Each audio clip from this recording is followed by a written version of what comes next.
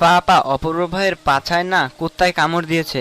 কথাটি বলেই পোকায় খাওয়া দাঁতে হাসতে লাগলো নির্ঝর।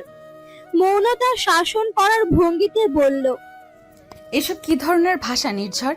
পাছা কি আর কুত্তাই বা কি? এইসব কি বইয়ে লেখা আছে? নির্ঝর ঠোঁট উল্টে তাকিয়ে রইল বড় বোনের পানে।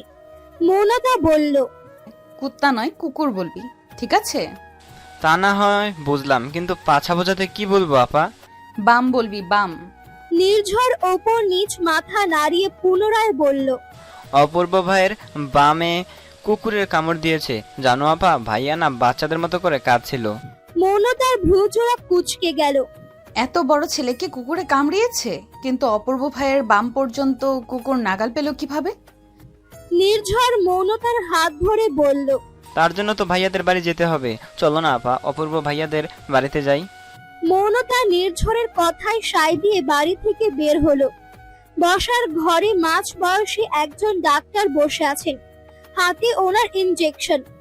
আয়েশা খানম দরজায় করাঘাত করছেন আর বলছেন, ডাক্তার কখন ধরে বসে আছে অপূর্ব?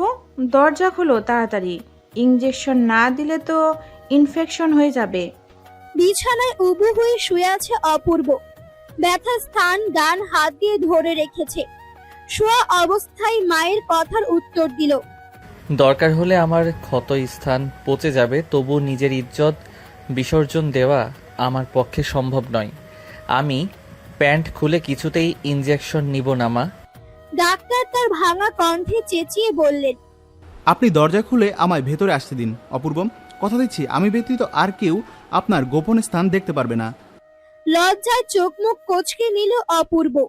মৌনতা এবং অপূর্বদের বাড়ি এক পাড়ায় এবং পাশাপাশি। মৌনতা নির্ঝরের হাত ধরে ভেতরে এসে দাঁড়ালো। আয়েশা খানমের উদ্দেশ্যে বলল, আন্টি, কি শুনলাম অপূর্ব ভাইয়ের বামে নাকি কুকুরে কামড় দিয়েছে? আয়েশা খানম উপর নিচ মাথা নাড়িয়ে বললেন, সেই সকালে হাঁটতে বের হয়ে কুকুরের কামড় খেয়ে বাড়ি ফিরেছে। ওইদিকে ডাক্তার এসে ইঞ্জেকশন হাতে অপেক্ষা করছে, অথচ ছেলে তার লজ্জা শরম নিয়ে ঘরে খিল দিয়ে বসে আছে। মৌনতা জোরপূর্বক নিজের হাসি চেপে রেখে উচ্চ স্বরে বলল, সে কি আন্টি, অপূর্ব ভাই এখনো ইঞ্জেকশন নেয়নি? হ্যাঁ রে। জানেন আন্টি, সেদিন আমার বান্ধবীর এক দুঃসম্পর্কের মামা কুকুরের কামড় খেয়ে ইঞ্জেকশন না নেওয়ায় মারা গেছেন। হাই হাই, কি বলিস? পরশু তো ওনারাই 40 শাক খেয়ে এলাম, এখন আবার অপূর্ব ভাই। ওর পুরো কথা অপূর্বের কানে গেল। ভয়ে কপালে ঘাম জমে গেছে ওর। খানিকক্ষণ ভেবে দরজা ছিটকানি খুলল।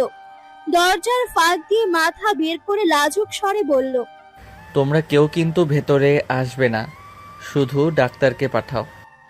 আয়েশা খানম জিজ্ঞেস করলেন, তুই ইঞ্জেকশন নিবি? না নিয়েও তো উপায় নেই, এখনো গ্র্যাজুয়েশন কমপ্লিট করতে পারলাম না, তার আগেই মরে গেলে কিভাবে কি? আয়েশা খানম খুশি হলেন। ডাক্তার নিজের সঙ্গে আনা কালো ব্যাগটি হাতে করে ঘরের ভেতরে প্রবেশ করলেন। সঙ্গে সঙ্গে দরজা আবারও আগের মতো বন্ধ হয়ে গেল। নির্ঝর মুখে হাত রেখে বলল, আপা, ডাক্তার মনে হয় ভাইয়ের বামে ইঞ্জেকশন দিতে গেছে। নির্ঝর চুপ করলো না। প্যান্টের পকেট থেকে মৌনতার ফোনটা বের করে বলল, বাড়ির ওই পাশে অপূর্ব ভাইয়ের ঘরের জানালা আছে। চলো আপা, ওখানে গিয়ে অপূর্ব ভাইয়ের ইঞ্জেকশন নেওয়ার ভিডিও করি। ভিডিও করে কি হবে? ফেসবুক টিকটকে ছেড়ে দিয়ে অনেক ভিউ পাওয়া যাবে। মৌনতা নির্ঝরের দিকে চোখ রাঙিয়ে তাকালো। এদিকে ঘরে অপূর্ব অগোছালো ভাবে ডাক্তারের উদ্দেশ্যে বলল, ইনজেকশন দিবেন ভালো কথা, কিন্তু চোখ বন্ধ করে দিবেন। ডাক্তার অবাক হয়ে বললেন, সে কি কথা? চোখ বন্ধ করে আবার ইঞ্জেকশন কিভাবে দেয়? আগে তো ক্ষতস্থানটি দেখতে হবে। এই পেশায় আছেন কত বছর হলো? এই ধরুন 12 বছর তো হবেই। 12 বছর ধরে এই পেশায় থেকেও চোখ বন্ধ করে রোগীকে ইনজেকশন দিতে পারবেন না? আপনি ডাক্তার তো? ডাক্তার দাঁতে দাঁত চেপে বললেন, আমার পেশা নিয়ে এত বড় কথা? ঠিক আছে, খুলুন আপনার প্যান্ট। আজ আমি চোখ বন্ধ করি আপনার বামে ইঞ্জেকশন দেব। আগে চোখ বন্ধ করুন। ডাক্তার ইনজেকশন হাতে নিয়ে চোখ বন্ধ করতেই অপূর্ব প্যান্ট খুলে দিল। নির্ঝর মৌনতার হাত থেকে ছুটে কোথায় যেন চলে গেল। মৌনতা সেখান থেকে চলে আসার আগেই আয়েশা খানম চেপে ধরলেন তাকে। সোফায় বসিয়ে রাজ্যের গল্প জুড়ে দিলেন। কথার ফাঁকে বললেন, এত বড় ছেলে আমার, এত বড় ভার্সিটিতে পড়ে, অথচ কাজগুলো সব নাদান শিশুর মতো। একে নিয়ে কি করি বলতো মৌনতা? আয়েশা খানম চিন্তিত কণ্ঠে আবারও বললেন, হল থেকে বাড়ি ফিরেছে মাত্র কয়েকদিনের জন্য, কালই আবার ফেরার কথা ছিল। এইদিকে আজ কিনা এত বড় অঘটন ঘটিয়ে এলো। চিন্তা করবেন না আন্টি, ডাক্তার তো ইঞ্জেকশন দিতেই গিয়েছেন। যাওয়ার আগে ওষুধও দিয়ে যাবেন। নিয়মিত ওষুধ খেলে দেখবেন অপূর্ব ভাই একদম ঠিক হয়ে যাবে। আয়েশা খানম স্বস্তি ফিরে পেলেন। অপূর্বের ঘরের দরজা খুলে ডাক্তার বের হলেন। কপালে বিন্দু বিন্দু ঘাম জমে আছে। নিজের মোটা শরীর নিয়ে সোফায় বসে পড়লেন। ক্লান্ত কণ্ঠে বললেন, খাওয়ার পানি হবে? আয়েশা খানম ছুটে রান্নাঘরে গেলেন। গ্লাসে করে পানি এনে ডাক্তারের হাতে দিলেন। এক নিঃশ্বাসে গ্লাসের পানিটুকু শেষ করে ডাক্তার বললেন, ছোট বাচ্চাদের ইঞ্জেকশন দিতেও বোধহয় আমার এত নাকানি চোবানি খেতে হয়নি, যা এই দামড়া ছেলেকে ইঞ্জেকশন দিতে গিয়ে হয়েছে। ডাক্তার তার ব্যাগ থেকে কাগজ কলম বের করে প্রেসক্রিপশন লিখে অপূর্বর বাবা দাউদ ইসলামের হাতে দিলেন। দাউদ ইসলাম ডাক্তারের ফি মিটিয়ে ওনাকে এগিয়ে দিতে গেলেন। এতক্ষণ আটকে রাখা দীর্ঘশ্বাস ছাড়লেন আয়েশা খানম। দরজার ফাঁক দিয়ে মাথা বের করে অপূর্ব বলল, মা, ওই পাশের বাড়ির মেয়েটাকে দাঁত বের করে ভেটকি মারতে নিষেধ করে দাও। এদিকে ব্যথায় আমার মরি মরি অবস্থা, আর এই মেয়ে কিনা আমার বাড়িতে এসে হাসাহাসি করছে। মৌনতার মুখখানি চুপসে গেল। ডানে বামে তাকিয়ে বসা থেকে উঠে দাঁড়ালো। তারপর দিল ভো দৌড়। আয়েশা খানম তেড়ে যেতে লাগলেন ছেলের ঘরের দিকে। মায়ের এমন আগমন দেখে দ্রুত দরজা আটকে দিল অপূর্ব। আয়েশা খানম বাইরে থেকে রাগী কণ্ঠে বললেন, অসভ্য ছেলে, দরজা বন্ধ করলি কেন? খোল বলছি। অপূর্ব দরজা খুলল না। দরজা খুললেই মা এসে তার বাম দেখতে চাইবে, অথচ সে যে বড় হয়েছে, ছোট্ট শিশু থেকে এক বলিষ্ঠ দেহের পুরুষ হয়েছে, তা যেন মা কিছুতেই বুঝতে চান না। বিছানায় বসে হাঁপাচ্ছে মৌনতা। দৌড়ে আসার ফলে দম আটকে গিয়েছিল তার। মৌনতার মা রাজিয়া সুলতানা মেয়েকে এভাবে হাঁপাতে দেখে এগিয়ে এলেন। প্রশ্ন করলেন, কিরে, কোথা থেকে দৌড়ে এলি? আর বলো না মা, অপূর্ব ভাইকে কুকুরে কামড় দিয়েছে, তাই দেখতে গেছিলাম। তা না হয় বুঝলাম, কিন্তু তুই কেন দৌড়ে এলি? তোকেও কুকুরে তাড়া করেছিল নাকি? মৌনতা শুকনো ঢোক গিলল। অপূর্বর এমন কড়া ভাবে বলা কথা তো তার মাকে বলা যাবে না। মৌনতা উঠে চলে এলো পড়ার ঘরে। নির্ঝর ভাবুক দৃষ্টিতে মেঝের দিকে তাকিয়ে আছে। কি ভাবছিস? নির্ঝর মন খারাপ করে বলল, একটুর জন্য অপূর্ব ভাইয়ের বামে ইঞ্জেকশন দেওয়ার ভিডিওটা করতে পারলাম না আপা। মৌনতা ধমকে বলে উঠল, লেখাপড়া নেই তোর? সারাক্ষণ মাথার মধ্যে দুষ্টু চিন্তা। যা পড়তে বস। তোর পড়া নেই আপা? তুই যে গত পরীক্ষায় ফেল করেছিলি, ভুলে গেছিস? বাবা কিন্তু বলে দিয়েছে এবারও যদি ফেল করিস তাহলে তোকে রিক্সাওয়ালার সঙ্গে বিয়ে দিয়ে দিবে। মৌনতা সেখান থেকে উঠে নিজের শোবার ঘরে চলে গেল। পরীক্ষায় ফেল করার কথা ভুলেনি মৌনতা। এটি সহজে ভুলে যাওয়ার মতন বিষয় না।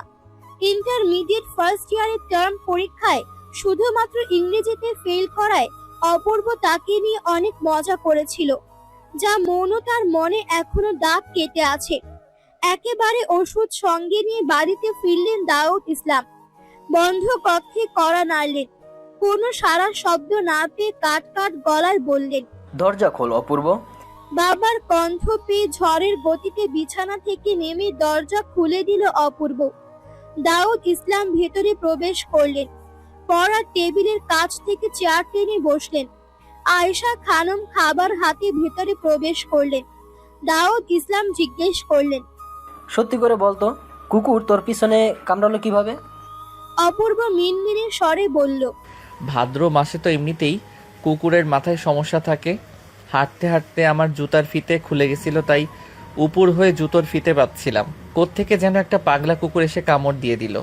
খাবার খেয়ে ওষুধ খেয়ে নেই। আর হ্যাঁ, এখনই হলে ফেরার দরকার নেই। কি করে হয় বাবা? ক্লাস আছে, তারপর প্রেজেন্টেশন আছে, সেগুলো তো করতে হবে। আগে ঠিক হ, তারপর ওসব ভাবা যাবে। মাগরিবের আজানের এখনো 15 মিনিট বাকি। আকাশ লালচে রূপ ধারণ করেছে। মৌনতা ছাদে এসে দাঁড়ালো। পাশাপাশি দুটি ছাদ, দূরত্ব 1 হাত। পাশের ছাদে উকি ঝুঁকি মারছে সে। আচমকা এক পুরুষালী কণ্ঠ হতে ভেসে এলো। ওহে এলোকেশী, চর্যের সদৃশ্য উকি দিয়ে অপর প্রান্ত হতে কি অবলোকন করছো? মৌনতা ভয় পেয়ে গেল। ভয়ার্ত দৃষ্টিতে পেছনে ফিরতেই চমকে গেল। তার পেছনে হাত ভাঁজ করে দাঁড়িয়ে আছে অপূর্ব। পরনে তার শুভ্র রঙার শার্ট। এক মুহূর্তের জন্য সামনে দাঁড়ানো পুরুষটিকে দেখে ধ্যান মগ্ন হয়ে গেল মৌনতা। অপূর্ব ভ্রু কুঁচকে নিল। হেঁটে এসে ছাদের রেলিং ধরে দাঁড়ালো, বলল, ওহে প্রেয়সী, তুমি কি জানো দেশে পুরুষ নির্যাতনের আইন থাকলে সর্বপ্রথম তোমার যাবজ্জীবন কারাদণ্ড হতো? কেন অপূর্ব ভাই, আমি আবার কি অন্যায় করলাম? কেনই বা আমার কারাদণ্ড হবে? কি করনি তাই বলো। এই যে নিজের হরিণী আঁখি দ্বারা একটি পুরুষের দিকে আগ্নেয় দৃষ্টি নিক্ষেপ করলে, এটা কি অন্যায় নয়? তোমার এমন দৃষ্টিতে এই অবলা পুরুষটির হৃদয় পুড়ে যে ছারখার হয়ে যাচ্ছে, এটাও কি অন্যায় নয়? এটা কিভাবে অন্যায় হয়? কেন এটা অন্যায় হবে না? এটা অবশ্যই অন্যায়, বলতে গেলে মারাত্মক অন্যায়, যার শাস্তি অবশ্যই হওয়া প্রয়োজন। হৃদয় পুড়িলে বাঁচব কি করে প্রেয়সী? মৌনতা মুখ বাঁকিয়ে বলল। বাঁচতে হবে না, মরে যান। অপূর্ব হাসলো। মৌনতা ঘায়াল হলো সেই হাসিতে। অবচেতন মনে বলল, রবীন্দ্রনাথ বলেছিলেন, প্রহর শেষে আলোয় রাঙা সেদিন চৈত্র মাস, তোমার চোখে দেখেছিলাম আমার সর্বনাশ। কিন্তু আমি তো তার হাসি দেখেছিলাম আমার সর্বনাশ। লালচে রাঙা আকাশের নিচে সেদিন ছিল ভাদ্র মাস, তার হাসিতে দেখেছিলাম আমার সর্বনাশ। মৌনতা মুহূর্তেই খুশি হয়ে গেল। নিজেকে এখন কবি কবি মনে হচ্ছে, প্রেমের কবি। অপূর্ব লালচে রাঙা আকাশের দিকে দৃষ্টি স্থির করলো। আদুরে কণ্ঠে বলল, এত দ্রুত আমার মরণ না হোক প্রেয়সী, আমি অনেক দিন বাঁচতে চাই। হাতে হাত রেখে পাশাপাশি বসে ওই রিকশায় করে পুরো শহর ঘুরতে চাই আমার হৃদয় হরিণীর সঙ্গে। তারপর না হয় মরে গিয়েও শান্তি। মৌনতার লম্বা বেনুনি হুট করে টেনে ধরল অপূর্ব। ব্যথায় আহ শব্দ করে উঠল মৌনতা। অপূর্ব বলল, তোমার মুখের মতো দেখছি তোমার চুলের কোনো জোর নেই। চুল বের করে কলেজে যাও কেন? ছেলেরা এমন দুর্বল চুল দেখলে তো জ্ঞান হারাবে। অপূর্ব ভাই, আপনি হয়তো ভুলে যাচ্ছেন আমি গার্লস কলেজে পড়ি। গার্লস স্কুল শুনেছি, কিন্তু গার্লস কলেজ তো কখনো শুনিনি। আমার জানা মতে তুমি তো মহিলা কলেজে পড়ো। ওই একই হলো, ইংরেজিতে গার্লস কলেজ। মহিলার ইংরেজি হচ্ছে উইমেন। উচ্চ মাধ্যমিকে লেখাপড়া করার পরেও এই ছোট ইংরেজি শব্দটি জানো না, নাকি মহিলা কলেজ বলতে লজ্জা পাও? মৌনতার রাগ হলো, চুপ করে হাঁটতে লাগলো। অপূর্ব মৌনতার পাশাপাশি হাঁটছে। হাঁটতে হাঁটতে বলল, ও, তুমি তো আবার ইংরেজিতে ফেল। অপূর্বের এই কথায় লজ্জা এবং রাগে মৌনতার কান দিয়ে ধোঁয়া বের হবার উপক্রম হলো। মৌনতার রাগ মিশ্রিত চাহনিতে অপূর্বের দিকে তাকালো। অপূর্ব ভ্রু উঁচিয়ে বলল, এভাবে তাকালে কেন? মারবে আমায়? কামড় খেয়েও কি আপনার শিক্ষা হয়নি? গতকাল থেকে এই অবস্থা নিয়ে পুরো এলাকা চষে বেড়াচ্ছেন। আমি কি তোমার মতো দুর্বল নাকি? সামান্য ব্যথা আমায় কাবু করতে পারে না? মৌনতা আর দাঁড়ালো না, এক প্রকার দৌড়ে চলে যেতে লাগলো। কিন্তু অপূর্ব সেখানে থেমে গিয়ে মুচকি হাসলো। গলা উঁচু করে বলল, কাল থেকে যেন হিজাব পরে বের হতে দেখি। সদর দরজায় রাজিয়া সুলতানার সামনে পড়ে গেল মৌনতা। সন্দেহ ভাজন দৃষ্টিতে মেয়ের দিকে তাকিয়ে আছেন রাজিয়া সুলতানা। বললেন, এত বড় হয়ে গেছিস অথচ এখনো রাস্তাঘাট দিয়ে দৌড়ে দৌড়ে বাড়ি ফিরতে লজ্জা করে না? মৌনতা দুদিকে মাথা নাড়ালো। রাজিয়া সুলতানা চমকে গেলেন, বললেন, আবার মাথা নাড়িয়ে বোঝানো হচ্ছে লজ্জা নেই? বোকা বোকা চাহনিতে হাসলো মৌনতা। রাজিয়া সুলতানা সরে দাঁড়ালেন দরজার সামনে হতে। পেছন থেকে বললেন, হাত মুখ ধুয়ে তাড়াতাড়ি খেতে আয়। আজ অফিসে যাওনি বাবা? না, ছুটি নিয়ে এসেছি। বাড়িতে আজ মেহমান আসবে, তাই আগেই চলে এসেছি। কে আসবে বাবা? এলেই দেখতে পাবি। মৌনতা আর কথা বাড়ালো না। রাজিয়া সুলতানা খাবার বেড়ে দিতেই খেতে গেল সে। কয়েকটি গুরুত্বপূর্ণ কাগজ ফটোকপি করতে গিয়েছিল অপূর্ব। ফটোকপি শেষে বাড়ি ফেরার পথে কেউ তার নাম ধরে ডাকলো। সঙ্গে সঙ্গে ভ্রু কুঁচকে পেছন ফিরে তাকালো সে। অপূর্বকে দাঁড়াতে দেখে অধরে হাসি ফুটে উঠল নুসেরার। নুসেরা এগিয়ে এসে জিজ্ঞেস করলো, কতদিন পর তোমায় দেখলাম অপূর্ব, কেমন আছো? ভালো আছি, তুমি কেমন আছো? আর ভালো থাকা, তুমি তো আমার মেসেজের কোনো উত্তরই দাও না, এমনকি কল দিলেও ধরো না। আমায় কি ইগনোর করছো? ভুল বুঝছো নুসেরা, আসলে সময়টা খুব ব্যস্ততায় কাটছিল। সোশ্যাল মিডিয়ায়ও অনেক দিন ধরে অ্যাক্টিভ ছিলাম না, তাই দেখতে পাইনি। বুঝছি। যদি বাবার মত থাকতো, আমাকে ভর্তি পরীক্ষা দিতে দিত, তাহলে হয়তো আজ আমাদের মধ্যকার এত দূরত্ব থাকতো না। আজ তাহলে আসি, কাজ আছে আমার। সময় করে আমাদের বাড়িতে এসো একদিন। অপূর্ব প্রস্থান করলো। স্কুল এবং কলেজ জীবনে নুসেরা এবং অপূর্ব সহপাঠী ছিল। এখন দুজনেই আলাদা দুটি বিশ্ববিদ্যালয়ের শিক্ষার্থী। খাওয়া শেষে মোবাইল নিয়ে বসে আছে মৌনতা। এতক্ষণে সেই মেহমান চলে এসেছে। অকস্মাৎ রাজিয়া সুলতানা ঘরে এসে বিছানার ওপর একটি শাড়ি রাখলেন। মৌনতার উদ্দেশ্যে বললেন, যা এই শাড়িটা পরে আয়। শাড়ি কেন পরবো মা? ছেলেপক্ষ তোকে দেখতে এসেছে, তাই শাড়িটা পরে আয়। মৌনতা মুহূর্তেই চমকে গেল। এসব কি বলছো মা? ছেলেপক্ষ দেখতে এসেছে মানে? আমি কিন্তু এত তাড়াতাড়ি বিয়ে করব না মা। রাজিয়া সুলতানা বিরক্ত হয়ে বললেন, আহা, দেখতে এলেই কি বিয়ে হয়ে যায় নাকি? শুধু ওনাদের সামনে যাবে, ওনারা দেখবেন, তারপর চলে আসবে। মৌনতা মাকে বোঝানোর চেষ্টা করলো, কিন্তু তার মা কথায় পাত্তা দিল না। অগত্যা শাড়ি পরে এলো মৌনতা। শাড়ির সঙ্গে ম্যাচিং হিজাব বাঁধলো মাথায়। রাজিয়া সুলতানা মেয়েকে নিয়ে বসার ঘরে এলেন। বেশ কয়েকজন বসে আছে বসার ঘরে।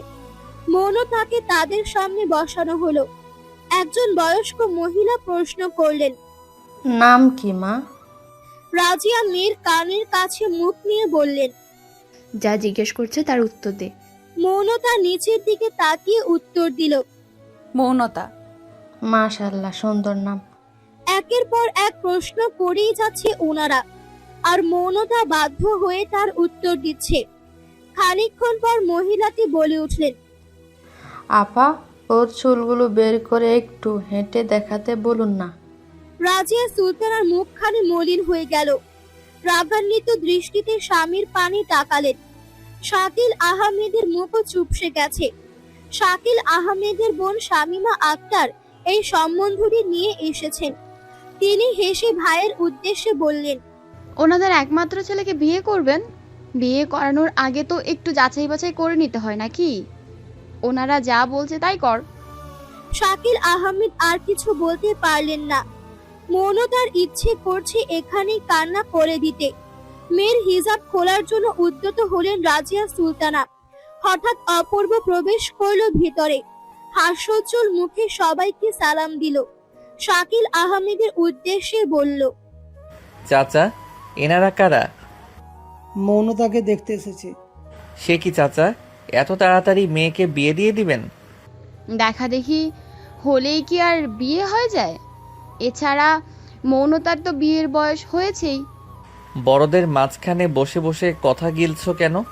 যাও, ঘরে গিয়ে পড়তে বসো। মৌনতা মলিন মুখে বসার ঘর থেকে উঠে নিজের ঘরে চলে গেল। মৌনতা যেতেই অপূর্ব জিজ্ঞেস করলো, আপনাদের মধ্যে পাত্রকে? বয়স্ক মহিলাটি পাশের লোকটিকে দেখিয়ে বললেন, এ যে আমার ছেলে, ওর জন্যই মেয়ে খুঁজছিলাম। ছেলে আমার সরকারি চাকরিজীবী। অপূর্ব ভ্রু কুঁচকে লোকটির দিকে তাকালো, প্রশ্ন করলো।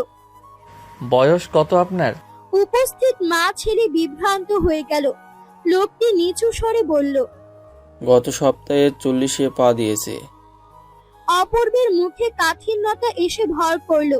বিনয় নিয়ে বলল, আপনারা যাকে দেখতে এসেছেন তার বয়স সবে 17। আপনার স্ত্রী হিসেবে এই মেয়েটি একদমই মানানসই নয়। আপনারা আসতে পারেন। একটা মাত্র মেয়ে আপনার, বিয়ে দিবেন ভালো কথা, তাই বলে এত বয়স্ক একটি লোকের সঙ্গে বিয়ে ঠিক করবেন? তুমি জ্ঞান দেওয়ার কে ছেলে? আমাদের মেয়ে আমরা যা ইচ্ছে করব। ও যেই হোক আপা, ভুল কিছু তো বলেনি, বরং তোমার কথায় সায় দেওয়া আমার ভুল হয়েছে। হ্যাঁ করছি না আপা, নিজের ভুল স্বীকার করছি। মুখটা ঝামটা মেরে চলে গেলেন শামীমা আক্তার। মেয়েকে বিয়ে দেওয়ার জন্য উঠে পড়ে লেগেছেন, অথচ বিয়ের পর যদি আমার মতো করে হঠাৎ মেয়ে জামাই বাড়িতে চলে আসে তখন কি এভাবেই বসিয়ে রাখবেন নাকি? রাজিয়া সুলতানা লজ্জা পেলেন, অতি ব্যস্ত হয়ে বললেন, তুমি বসো বাবা, আমি তোমার জন্য চা নিয়ে আসছি। অপূর্ব উঠে দাঁড়ালো। মৌনতার ঘরের দিকে যেতে যেতে বলল, শুধু চা? আমি খাই না, সাথে কিছু বিস্কুটও দিয়ে যাবেন। আমি আপনার বলদি মেয়ের ঘরে আছি। রাজিয়া সুলতানা হাসলেন, রান্নাঘরের দিকে যাওয়া ধরলেন। মৌনতা গালে হাত দিয়ে বিছানায় বসে আছে। আজ অনেকদিন বাদে অপূর্ব এই বাড়িতে প্রবেশ করেছে। মৌনতার ঘরে শেষ যখন অপূর্ব এসেছিল তখন মৌনতার এসএসসি পরীক্ষা চলছিল। শাকিল আহমেদ অপূর্বকে বলেছিল যাতে এসএসসি পরীক্ষার সময়টা সে মৌনতাকে একটু পড়ায়। অপূর্ব শাকিল আহমেদের কথা ফেলতে পারল না। নিজের লেখাপড়া ছেড়ে ছুড়ে আরেকজনকে পড়াতে চলে এসেছিল। অপূর্ব ঘরে ঢুকে মৌনতার টেবিলের সামনে হতে চেয়ারটি টেনে বসলো। গম্ভীর কণ্ঠে বলল, গালে হাত দিয়ে বসে আছো কেন? ওই মাঝবয়সী লোকটির সঙ্গে বিয়ে হয়নি বলে কি মন খারাপ? মৌনতা অপূর্বর দিকে পূর্ণ দৃষ্টিতে তাকালো, বলল, আপনি অনেক বাজে বকেন অপূর্ব ভাই। তোমার নাম মৌনতা কে রেখেছে বলো তো? বাবা রেখেছে। কেন? বিশ্বাস করো, তোমার সঙ্গে মৌনতা নামটি যায় না। তোমার নাম হওয়া উচিত ছিল বাচালতা। এই লোকটির কিছু কথা শুনলেই মৌনতার রাগ চূড়ান্ত পর্যায়ে পৌঁছে যায়। এখনো তাই হলো। অপূর্ব বলল, আহা, রেগে যাচ্ছ কেন? তোমার তো খুশি হওয়া দরকার। এই অপূর্ব তোমায় নতুন একটি নাম দিয়েছে, আজ থেকে তোমার নাম বাচালতা সেন।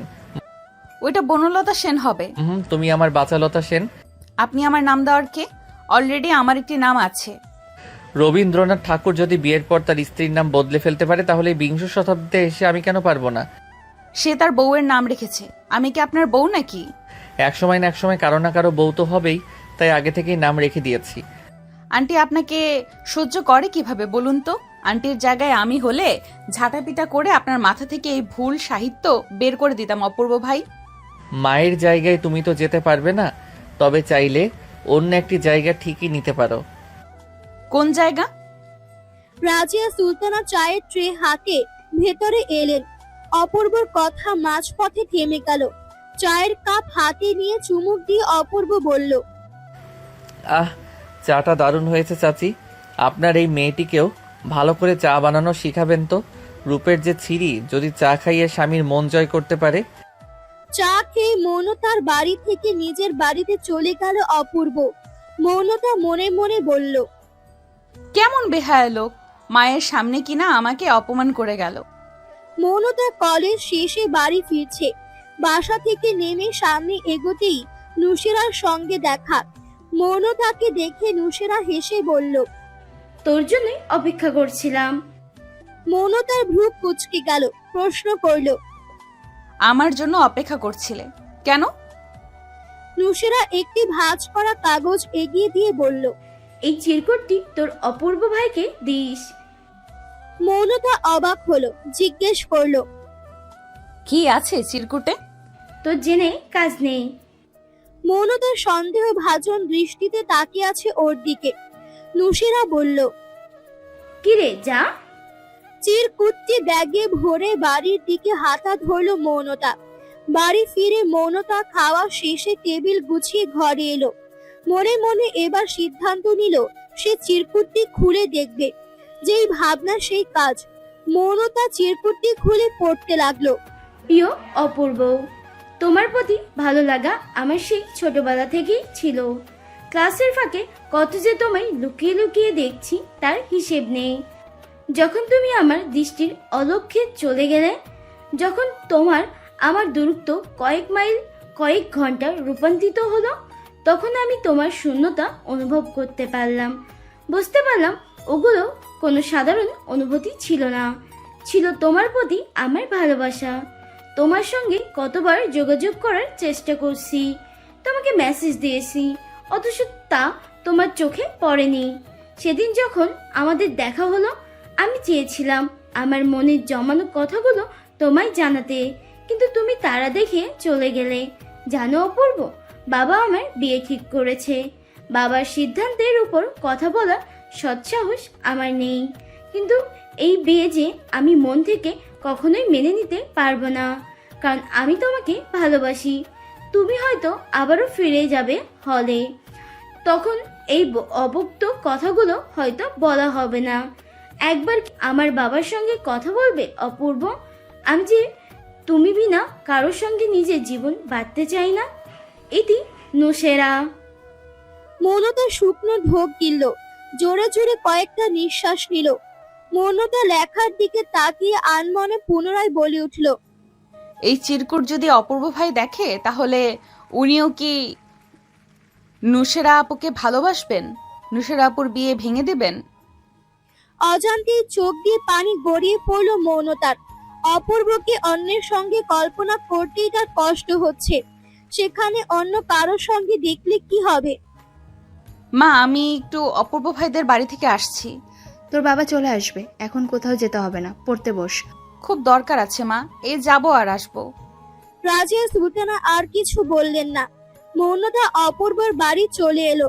সদর দরজা খোলা আছে। মৌনতা ভেতরে প্রবেশ করতেই আয়েশা খানমের দেখা পেল। মৌনতাকে দেখে আয়েশা খানম বললেন, আরে মৌনতা যে, হঠাৎ এ সময়? তোর তো সহজে দেখাই পাওয়া যায় না এ বাড়িতে। অপূর্ব ভাই কোথায় আন্টি? জানি না, ঘরে গিয়ে দেখতো। মৌনতা মাথা নাড়িয়ে অপূর্বের ঘরের দিকে পা বাড়ালো। দরজার ফাঁক দিয়ে উকি ঝুঁকি মারতে লাগলো। ঘরের ভেতরে আলো জ্বলছে, কিন্তু কাউকে দেখা যাচ্ছে না। পেছন থেকে হুট করে কেউ বলে উঠল, ওহে আমার বাচালতা সেন, এই গরিবের আলোয় কি চুরি করিতে আসিয়াছ? মৌনতা জিভে কামড় দিয়ে সোজা হয়ে দাঁড়ালো। তারপর ঘরের ভেতর প্রবেশ করলো। নিজেকে ধাতস্থ করে পেছন ফিরে হাসলো। অপূর্বর উদ্দেশ্যে বলল, সোনা দানা টাকা পয়সা সব চুরি করে নিয়ে যেতে এসেছি। অপূর্ব মুচকি হেসে বিছানায় বসলো, বলল, বললাম তো এটি গরিবের আলোয়। গরিবের আলোয় এসব দামি জিনিস থাকে না। তাহলে আছেটা কি? এক বাক্স নিখাত ভালোবাসা। বুকের ভেতর এক প্রশান্তি বয়ে গেল মৌনতার। যে কারণে এসেছিল সেটি আর করতে ইচ্ছে হচ্ছে না। ওড়নায় বাঁধা নুসেরার চিরকুটটি আর অপূর্বর হাতে দেওয়া হলো না মৌনতার। বসা থেকে উঠে দাঁড়ালো মৌনতা। অপূর্বের ঘর থেকে বের হয়ে যাওয়ার জন্য পা বাড়ালো। তৎক্ষণাৎ পেছন থেকে সে মোহনীয় কণ্ঠ হতে ডাক এলো, মৌনতা। অপূর্ব ডাক শুনে পেছন ফিরে তাকালো মৌনতা। এদিকে এসো। মৌনতা এগিয়ে এলো। অপূর্ব বসা থেকে উঠে আলমারির কাছে গেল। ভেতর থেকে একটি ছোট্ট বক্স বের করে মৌনতার সামনে এসে দাঁড়ালো। মৌনতা আগ্রহ ভরা দৃষ্টিতে তাকিয়ে আছে সেই দিকে। অপূর্ব বক্সটি খুলে খুব সুন্দর একটি চেইন মৌনতার হাতে দিয়ে বলল, তোমার জন্য। মৌনতার ঠোঁটে হাসি ফুটে উঠল। চেনটি নাড়াচাড়া করে বলল, বাহ, খুব সুন্দর তো, তবে সাদা রঙের হলে আরো সুন্দর লাগতো। অপূর্ব ভ্রু কুঁচকে বলল, সোনা কখনো সাদা রঙের হয় নাকি? এটি সোনার চেইন। তোমার বাবা খাইয়ে খাইয়ে একটি বলদি বড় করছে, যে কিনা সোনা এবং সিটি গোল্ডের মধ্যকার পার্থক্য বোঝে না। অপূর্বের কথায় এবার আর রাগ হলো না মৌনতার, বরঞ্চ অবাকের চূড়ান্ত পর্যায়ে পৌঁছে গেল। অপূর্ব বলল, এভাবে হা করে তাকিয়ে আছো কেন? মুখে মশা ঢুকে যাবে তো। এত দামি একটি চেইন আমায় দিলেন, কিন্তু আপনি তো এখনো। কেউ উপহার দিলে কখনো তার দাম নিয়ে ভাবতে হয় না। উপহার সবসময় উপহারই হয়, সেটা ফুল হোক কিংবা গহনা। মানুষের ভালোবাসা কি বদলায় অপূর্ব ভাই? বদলাই তো। আপনারটাও কি বদলে যাবে? আমি যেহেতু একজন সাধারণ মানুষ, সেহেতু বদলাতেই পারে। মৌনতার মুখখানি মলির হয়ে গেল। অপূর্ব মুচকি হেসে বলল, এখনকার ভালোবাসা বদলে তা আরো দ্বিগুণ হয়ে যাবে, বুঝলে? মৌনতার মুখে আবারও হাসি ফুটে উঠল। অপূর্ব বলল, কাল আমি হলে ফিরে যাচ্ছি, আবার কবে ফিরবো ঠিক নেই। এত তাড়াতাড়ি চলে যাবেন? তাড়াতাড়ি কোথায়, প্রায় 1 সপ্তাহ পরে যাচ্ছি। 1 সপ্তাহ বুঝি অনেক দিন হলো? অপূর্ব দেয়াল ঘড়ির দিকে লক্ষ্য করে বলল। 8টা বেজে গেছে, বাড়ি যাওয়ার কথা কি ভুলে গেলে নাকি? মৌনতাও ঘড়ির দিকে লক্ষ্য করলো, সময় দেখতেই জিভে কামড় দিল, বলল। আমার তো খেয়ালই ছিল না, মা খুব বকবে। আমি গেলাম অপূর্ব ভাই। মৌনতা দৌড়ে চলে গেল। অপূর্ব পিছন থেকে বলল। সাবধানে যাও, পড়ে যাবে তো। অপূর্বর বাড়ি থেকে বের হতেই চিরকুট্টির কথা মনে পড়ল মৌনতার। এই চিরকুট্টি দেওয়ার জন্যই তো অপূর্বর বাড়িতে যাওয়া। মৌনতা মুহূর্তে চিরকুট্টি ছিঁড়ে কয়েক টুকরো করে ফেলল, তারপর ময়লার ঝুড়িতে ফেলে দিয়ে মুচকি হাসল। মনে এক প্রশান্তি কাজ করছে। পৃথিবীতে সবাই কি আর সবার প্রিয় এবং ভালোবাসার মানুষকে পায়? পাওয়া সম্ভব নয়। এক প্রান্তে কেউ তার প্রিয় মানুষকে পেয়ে গেলে অপর প্রান্তে কাউকে না কাউকে কাঁদতে হয়, প্রিয় মানুষ হারানোর দহনে পুড়তে হয়। মৌনতা এই জীবনে প্রিয় সবকিছু হারাতে রাজি থাকলেও অপূর্ব নামক পুরুষটিকে হারাতে চায় না। ময়লার ঝুড়ির দিকে তাকিয়ে বলল। তোমার এই চিরকুটটি অপূর্ব ভাই পর্যন্ত পৌঁছে দিতে পারলাম না নুসেরা আপু। দোয়া করি তোমার জীবনে নতুন যে মানুষটির আগমন ঘটেছে তার সঙ্গে তুমি যেন সুখে থাকো। এতটুকু স্বার্থপর তো মানুষকে হতেই হয়। দাউদ ইসলাম খেতে বসে পড়েছেন। অপূর্ব বসতে আয়েশা খানম ছেলের খাবার সহ প্লেট এগিয়ে দিলেন। অপূর্ব খেতে লাগলো। আয়েশা খানম ছেলের উদ্দেশ্যে প্রশ্ন করলেন। আর কদিন থেকে গেলে হতো না? অপূর্ব খাওয়া থামিয়ে জবাব দিল। একেবারে তোমাদের কাছে থাকার জন্যই তো এখন দূরে থাকছি মা, ভালো করে লেখাপড়া করছি। আয়েশা খানম দীর্ঘশ্বাস ফেললেন। দাউদ ইসলাম জিজ্ঞেস করলেন। কাল কখন রওনা দিবি? সকাল 8টা, 8:30টার মধ্যে বের হব বাবা। তাহলে তো খুব সকালে উঠতে হবে। খেয়ে গিয়ে ঘুমিয়ে পড়বি আজ, আর পড়তে বসতে হবে না। অপূর্ব মাথা নাড়িয়ে খেতে লাগলো। ভোরের আলো ফুটতে পুরো বাড়ি জুড়ে রাজিয়া সুলতানার চিৎকার শুরু হয়ে গেছে। মৌনতা এখনো বিছানায় শুয়ে আছে। রাজিয়া সুলতানা অনেকক্ষণ ডাকাডাকি করেও মেয়ের ঘুম ভাঙাতে না পেরে ফ্যানের সুইচ বন্ধ করে চলে গেলেন। তীব্র গরমে বেশিক্ষণ আর শুয়ে থাকতে পারল না মৌনতা। এতক্ষণে ঘেমে নিয়ে একাকার হয়ে গেছে। শোয়া থেকে উঠে ব্রাশ হাতে সোজা রান্নাঘরে চলে এলো মৌনতা। মায়ের উদ্দেশ্যে বলল। এই গরমের মধ্যে সকাল সকাল ফ্যান বন্ধ করে দেওয়া কি তোমার উচিত হয়েছে মা? রাজিয়া সুলতানা সকালের নাস্তা তৈরি করছেন। রাগ মিশ্রিত কণ্ঠে বললেন। সোজা আঙুলে ঘি না উঠলে আঙুল বাঁকা করতে হয়, শুনিসনি? এতক্ষণ ভালো করে ডাকলাম শুনলি না। যেই ফ্যান বন্ধ করলাম সুরসুর করে উঠে গেলি। তাড়াতাড়ি মুখ ধুয়ে পড়ার টেবিলে গিয়ে বস, পড়ার শব্দ যেন রান্নাঘর থেকে শুনতে পাই। মলিন মুখে বাথরুমে চলে গেল মৌনতা। ফ্রেশ হয়ে এসে পড়ার টেবিলের কাছে আসতেই ভ্রুজোড়া কুঁচকে গেল। চেয়ারে বসে ঘুমে টলছে নির্ঝর। নির্ঝরের মাথায় টোকা দিয়ে মৌনতা বসলো। নির্ঝর লাফিয়ে উঠল। পড়ার মাঝখানে নির্ঝর সাবধানতা অবলম্বন করে ফিসফিসিয়ে বলল। আপা জানো অপূর্ব ভাই না সকালে চলে গেছে। কোথায় গেছে? কলেজে চলে গেছে। কলেজ না বোকা, ওইটা ভার্সিটি। তা কখন গেল? 8টা বাজে বের হতে দেখেছি। যাওয়ার আগে ভাইয়া আমায় 2টা বড় বড় ক্যাডবেরি দিয়েছে। নির্ঝর টেবিলের ড্রয়ার থেকে ক্যাডবেরি বের করে মৌনতাকে দেখালো। হেসে বলল। কিন্তু তোমাকে কিছু দেয়নি আপা। মৌনতা হাসলো। অপূর্ব তো তাকে গতকালই একটা খুব দামি উপহার দিয়ে গেছে। 2 দিন অতিবাহিত হয়েছে। অপূর্ব তার বর্তমান ঠিকানায় পৌঁছেছে 2 দিন আগেই। ক্লাস শেষে হলের দিকে হাঁটা ধরলো অপূর্ব। হুট করে পথ আটকে দাঁড়ালো কয়েকটি ছেলে। অপূর্বর ভ্রুজোড়া কুঁচকে গেল। ছেলেগুলোর মধ্যে একজন রাগান্বিত স্বরে বলল। খুব রাজনীতি করা হচ্ছে তাই না? বড় ভাইদের সম্মান করা ভুলে গেছিস? অপূর্বর মুখ শক্ত হয়ে গেছে, কপালের রগ ভাসমান। তাদের উদ্দেশ্যে বলল। আমি কখনো রাজনীতির সঙ্গে জড়িত ছিলাম না, আর ভবিষ্যতেও রাজনীতির সঙ্গে জড়াবো না। রনি নামক ছেলেটি আবার অপূর্বর উদ্দেশ্যে বলল, গলা তুলে আমার সঙ্গে কথা বলার সাহস আছে কোথা থেকে? আমরা তোর সঙ্গে লাগলে কিন্তু তুই এখানে টিকতে পারবি না। বাক্স পলটা নিয়ে বাড়ি ফিরে যেতে হবে। আমার জানা মতে এটি একটি পাবলিক ইউনিভার্সিটি। এখানে আসার জন্য আমাকে সর্বপ্রথম নিজেকে প্রমাণ করতে হয়েছে, পরীক্ষা দিতে হয়েছে, আর আমি তাতে সফলও হয়েছি। তারপরেই এখানে লেখাপড়া করার সুযোগ পেয়েছি। তাহলে আপনারা আমায় তাড়ানোর কে? রনিদের দলের আরেকজন পলাশ বলে উঠল, দেখো অপূর্ব, আমি ভালো করে তোমার সঙ্গে কথা বলছি। ওইসব আজে বাজে লেখালেখি বন্ধ করে জীবনটা উপভোগ করো, পড়ালেখায় মন দাও। তোমার যদি কিছু হয়ে যায় তাহলে তোমার বাবা মাকে দেখবে কে বলো? অপূর্ব উত্তর দিল না, তাদের পাশ কাটিয়ে চলে গেল। মায়ের হাতের বিয়ের কার্ড দেখে ভ্রু কোঁচকে নিল মৌনতা। আগ্রহ নিয়ে প্রশ্ন করল, এটা কার বিয়ের কার্ড মা? কে দিয়ে গেছে? রাজিয়া সুলতানা মেয়ের হাতে কার্ড দিয়ে উত্তর দিলেন, দেখে নে। মৌনতা সবে কলেজ থেকে বাড়ি ফিরেছে। কলেজের ইউনিফর্ম পরেই সোফায় বসে কার্ড খুলে দেখতে লাগলো। পাত্রীর নামটি পড়েই মৌনতার ঠোঁটে হাসি ফুটে উঠল। এটি নুসেরার বিয়ের কার্ড।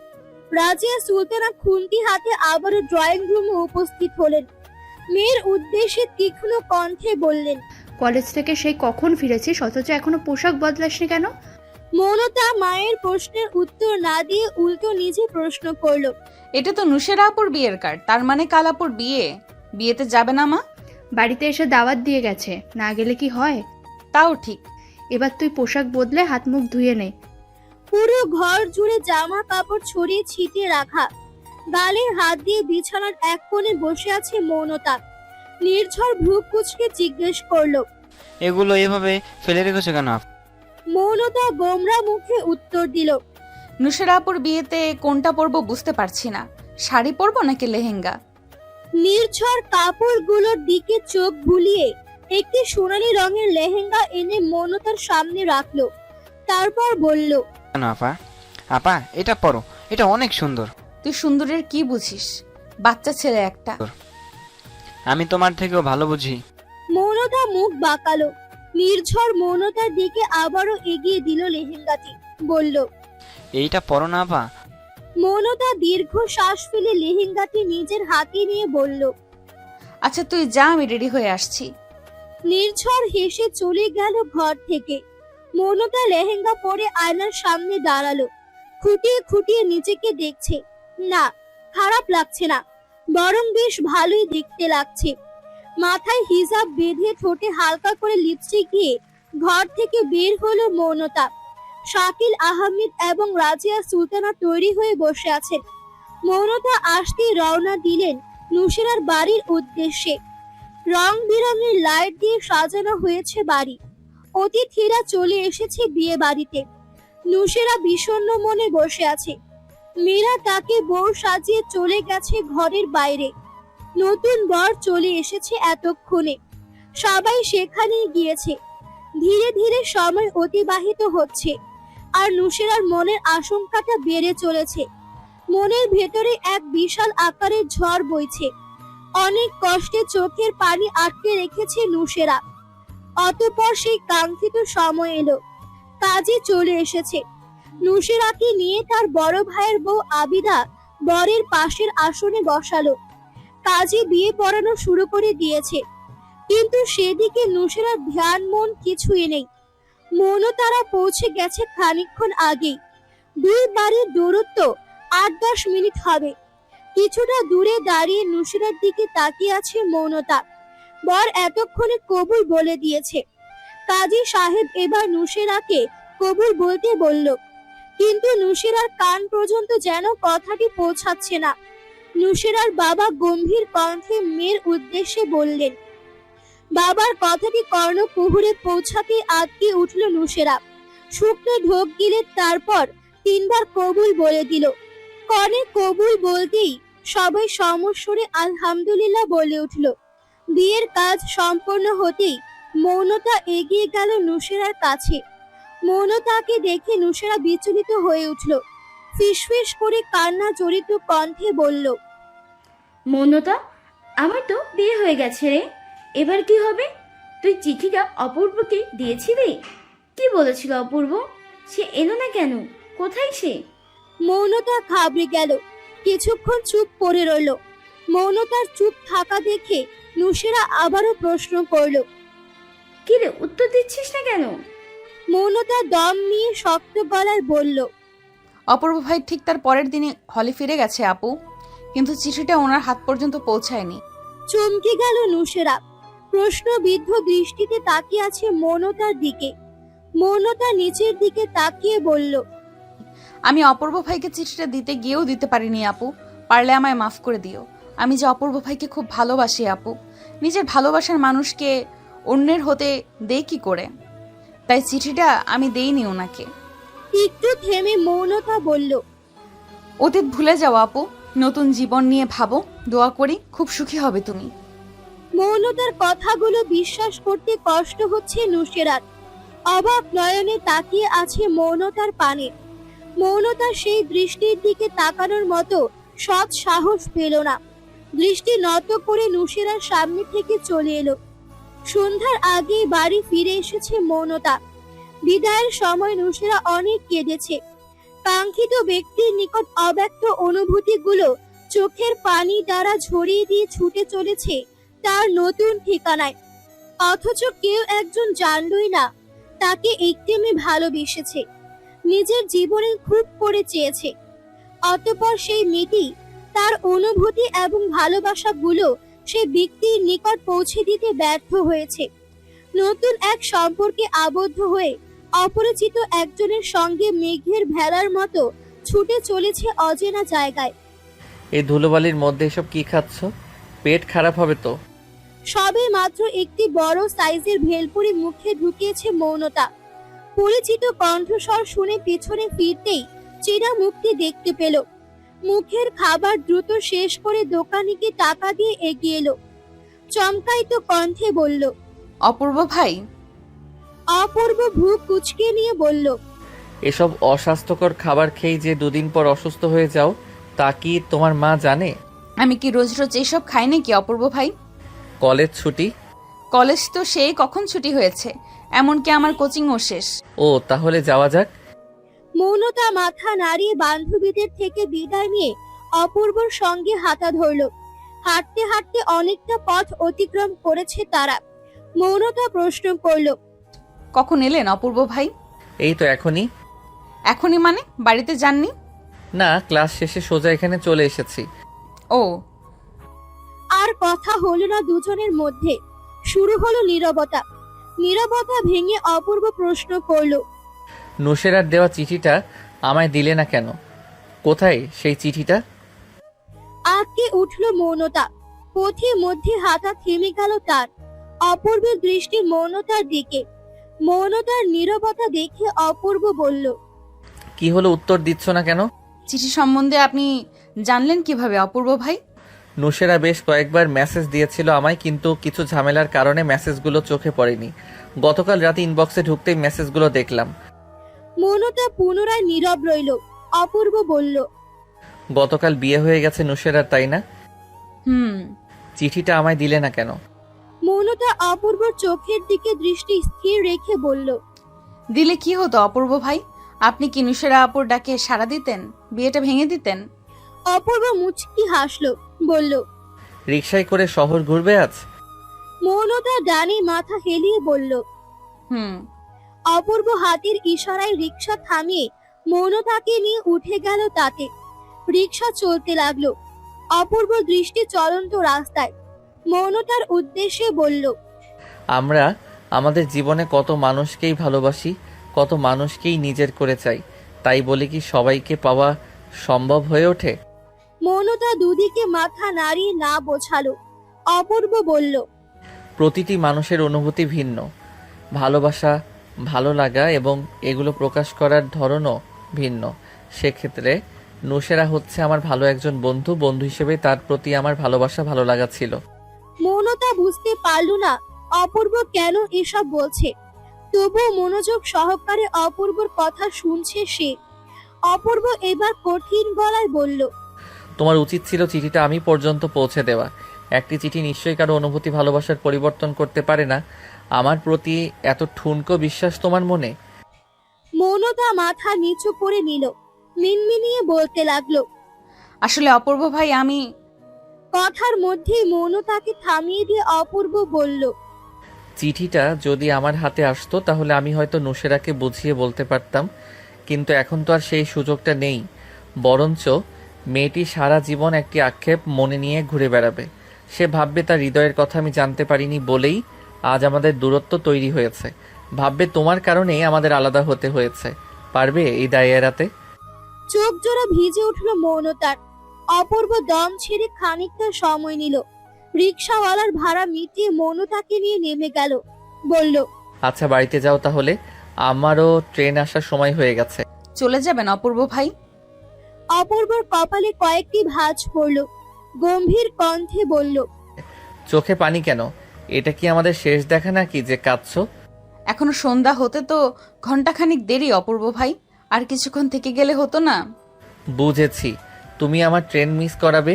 একদিন ট্রেন মিস করলে কি খুব ক্ষতি? ট্রেন মিস করে না হয় আমার হাত ধরুন, তার পরিপ্রেক্ষিতে আমি বলবো তুমি হাতটি শুধু ধরো, আমি হব না আর কারো। অপূর্ব গম্ভীর মুখে উত্তর দিল, আর আমি তার উত্তরে বলবো, তোমাকে ছোঁয়ার নেই তো আমার সাধ্য, দেখতে পাওয়া সেই তো বড় ভাগ্য। কেন সাধ্য নেই অপূর্ব ভাই? কারণ তোমার উপর আমার অধিকার নেই। অধিকার এমনি এমনি আসে না, অর্জন করে নিতে হয়। তার প্রচেষ্টাই তো করছি। তোমার বাবা তো আর বেকার ছেলের হাতে মেয়ে বিয়ে দিবেন না। বাবারা এমন কেন হয়? প্রত্যেক বাবারাই চায় তার মেয়ে যেন রানীর মতন থাকে, কোনো অভাব অনটন দুঃখ কষ্ট যেন তাকে ছুতে না পারে। তাই কোনো বাবা বেকার ছেলের সঙ্গে মেয়ে বিয়ে দিতে চায় না। তাদের জায়গায় আমি থাকলে আমিও এটাই চাইতাম। ভালো থাকার জন্য, সুখে থাকার জন্য টাকাই কি সব অপূর্ব ভাই? টাকাই সব। মৌনতা ঘোর প্রতিবাদ করে বলল, মোটেও না, টাকাই সব নয়। সুখে থাকার জন্য ভালোবাসাই যথেষ্ট। মাছ মাংস ছাড়া ভাত খেতে পারো।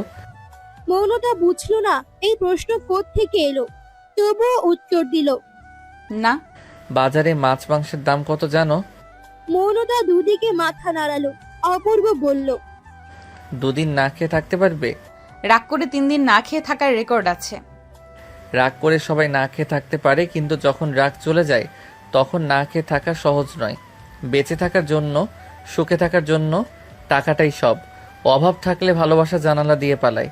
ডাল ভাত খাওয়ার জন্য টাকা লাগে, পোশাক ক্রয়ের জন্য টাকা লাগে। এই যে আমি তোমার সঙ্গে দেখা করতে এসেছি, এর পেছনেও টাকা লেগেছে। কিভাবে? গাড়ি ভাড়া। হেঁটে হেঁটে তো আর এতটা পথ অতিক্রম করা যায় না, তাই টাকা খরচ করে গাড়ি ভাড়া দিয়ে তারপরেই তো আসতে হয়েছে। ও তাই আবেগ দিয়ে কখনো কিছু ভাববে না। আবেগ দিয়ে প্রেম হয়, কিন্তু ভালোবাসা কিংবা সংসার কখনো হয় না। মৌনতা প্রতিক্রিয়া করল না। সন্ধ্যা নেমে এসেছে, মাগরিবের আজানের সময় হয়ে গেছে। অপূর্ব বাড়ি পর্যন্ত মৌনতাকে এগিয়ে দিয়ে বলল, বাড়ি যাও, এবার আমি আসি। আঙ্কেল আন্টির সঙ্গে দেখা করে যাবেন না অপূর্ব ভাই? আমার আসার খবর বাবা মা জানে না। এখন বাড়িতে ঢুকলাম, মা আজ আর যেতে দিবে না। আচ্ছা, বিদায়। বেঁচে থাকলে খুব শীঘ্রই দেখা হবে। মৌনতা থেকে বিদায় নিয়ে চলে গেল অপূর্ব। মৌনতা অপূর্বর যাওয়ার দিকে কিছুক্ষণ তাকিয়ে বাড়িতে প্রবেশ করল। রাজিয়া সুলতানা শক্ত কণ্ঠে মেকে প্রশ্ন করলেন, আসতে এত দেরি হলো কেন? মৌনতা ভাবতে লাগলো কি উত্তর দিবে। রাজিয়া সুলতানা তাকিয়ে আছেন মেয়ের দিকে। মৌনতা বলল, ফ্রেন্ডের সঙ্গে ছিলাম মা, কলেজের কাছেই একটা মেলা বসেছে, ওইখানেই গিয়েছিলাম। এখন আবার কিসের মেলা বসেছে? বৃক্ষ মেলা মা। বৃক্ষ মেলা এই দিনে বসে নাকি? তুমি কি আমায় সন্দেহ করছো মা? ঠিক আছে চলো, তোমায় দেখিয়ে আনি। এখন তো সন্ধ্যা হয়ে গেছে, কাল না হয় যাব। মৌনতা চমকে গেল। রাজিয়া সুলতানাকে পাশ কাটিয়ে ঘরের দিকে যেতে যেতে বলল, তুমি আমায় বিশ্বাস করলে না মা? এই জীবন রেখে কি করব আমি? 3 দিন পার হয়ে গেছে। অচেনা নাম্বার থেকে বিভিন্ন হুমকি ধামকির মেসেজে মোবাইল ভরে গেছে। বিছানায় লম্বা হয়ে শুয়ে আছে অপূর্ব। মাথার মধ্যে কত শত ভাবনা। সত্যের থেকে মিথ্যের জোর এখন বেশি। অন্যায় প্রতিবাদ করলেই মানুষের শত্রুর সংখ্যা বেড়ে যায়, মৃত্যুর সম্মুখে এসে দাঁড়ায়। অথচ যারা অন্যায় করে তারাই সমাজের মধ্যে মাথা তুলে সসম্মানে বেঁচে থাকে। অপূর্ব রুমমেট রাব্বি এগিয়ে এলো, বলল, রনির দলবল তোর ওপর অনেক ক্ষেপে আছে, ওরা খুব খারাপ অপূর্ব। যদি তোর কোনো ক্ষতি করে দেয়, বাদ দে না এসব লেখালেখি। বন্ধ চোখ জোড়া খুলে ফেলল অপূর্ব। রাব্বির কথার পরিপ্রেক্ষিতে কিছু বলল না। পুরনো কথাগুলো মনে পড়ে গেল। ভার্সিটিতে যখন প্রথম পা রেখেছিল অপূর্ব, তখন তার ভেতরে ছিল হাজারো স্বপ্ন। পাবলিক বিশ্ববিদ্যালয় নিয়ে প্রত্যেক শিক্ষার্থীর ভেতরেই অনেক স্বপ্ন থাকে। বোর্ড পরীক্ষার পর সবার প্রথম লক্ষ্যই হচ্ছে এই পাবলিক বিশ্ববিদ্যালয়গুলো। অপূর্বরও ঠিক তাই ছিল। কিন্তু ওই যে বলে না, বাহিরে যা চাকচিক্যময়, ভেতরে তা শুধুই নিকষ কালো অন্ধকারের মতো। র্যাগিং আইনগত অপরাধ হলেও লোক চক্ষুর আড়ালে অনেক সিনিয়র আছে যারা জুনিয়রদের ওপর বিভিন্ন অবান্তর কাজ চাপিয়ে দেয়। আর যারা তাদের কথা শুনে না, অন্যায় আবদার মানতে চায় না, তাদের ওপর নেমে আসে নির্মম অত্যাচার। অপূর্ব যেদিন প্রথম ভার্সিটিতে আসে, তখন তার কাছে সব ছিল অচেনা। বড় ভাইদের সালাম না দেওয়ার অপরাধে সারাদিন রোদের মধ্যে দাঁড়িয়ে থাকতে হয়েছিল তাকে।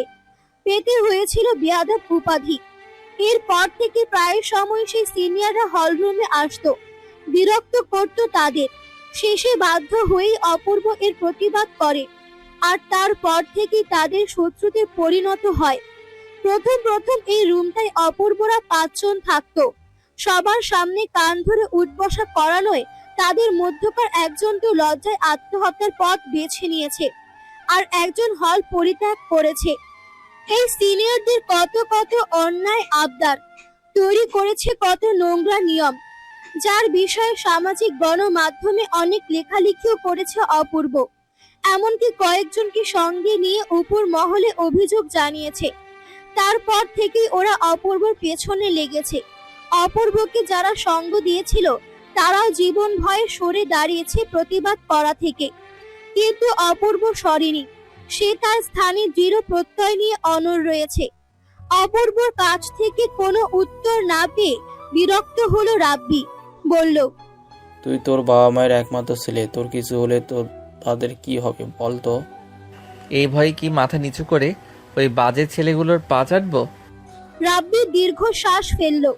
অপূর্ব সিলিং ফ্যানের দিকে তাকিয়ে নরম কণ্ঠে বলল, জানিস, আমার বাবা না সবসময় একটা কথা বলে, যাই করিস না কেন অন্যায়ের কাছে মিথ্যের কাছে কখনো মাথা নত করবি না। আর আমি আমার বাবার আদর্শে বড় হয়েছি, তাই এদের এই হুমকি ধামকিতে আমার কিচ্ছু যায় আসে না। এছাড়া আমি তো আর আগ বাড়িয়ে তাদের সঙ্গে ঝামেলায় জড়াইনি, বরং ওরা নিজ থেকে এসে ঝামেলা করেছে। বুঝলাম, তোকে বুঝিয়ে কোনো লাভ নেই। রাব্বি দমে গিয়ে নিজের বিছানায় চলে গেল। অপূর্ব আগের মতোই শুয়ে আছে। খাবার টেবিলে সবাই একসঙ্গে বসে রাতের খাবার খাচ্ছে।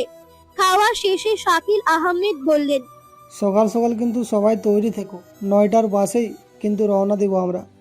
মৌনতা ভ্রু কুঁচকে নিল। নির্ঝর প্রশ্ন করল, কোথায় যাব বাবা? তোর বড় চাচার বাড়ি। কেন বাবা? তো নাইমা আপুর বিয়ে, তাই কাল ওখানেই যাব আমরা।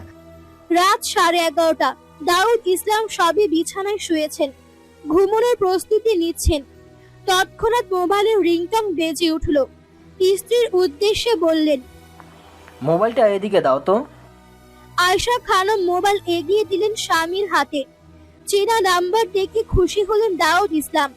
ফোন রিসিভ করতে অপর পাশ থেকে ভেসে এলো, কেমন আছো বাবা? আলহামদুলিল্লাহ ভালো, তুই কেমন আছিস? ওয়াইফাই অন করবে বাবা, তোমাদের খুব দেখতে ইচ্ছে করছে। আচ্ছা করছি। কল কেটে গেল। কয়েক সেকেন্ড পরে ভিডিও কল এলো। দাউদ ইসলাম এবং আয়শা খানম মোবাইলের দিকে মুখ করে পাশাপাশি বসলেন।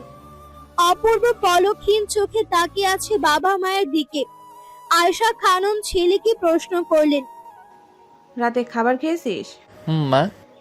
তাহলে তোর মুখ এমন শুকনো শুকনো লাগছে কেন? কিছু হয়েছে?